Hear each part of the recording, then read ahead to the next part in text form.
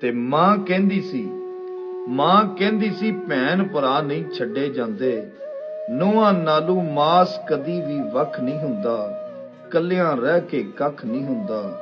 ਦਿਲ ਕੁੰਬੇ ਵਿੱਚ ਕੈਦ ਨਾ ਹੋਵੇ, ਇੰਨਾ ਖੂਨ ਸਫੈਦ ਨਾ ਹੋਵੇ, ਨਾਲ ਦਾ ਜੰਮਿਆ ਨਾਲ ਨਾ ਹੋਵੇ, ਏਡਾ ਮੰਦਾ ਹਾਲ ਨਾ ਹੋਵੇ। ਰੋਟੀ ਦੇ ਵਿੱਚ ਸੀਰ ਨਾ ਹੋਵੇ, ਸੁੱਕੇ ਦੇ ਤਨ ਲੀਰ ਨਾ ਹੋਵੇ, ਖਿੱਚ ਨਾ ਹੋਵੇ ਸਾਂਝ ਨਾ ਹੋਵੇ, ਜੀਵਨ ਇੰਨਾ ਬਾਝ ਨਾ ਹੋਵੇ।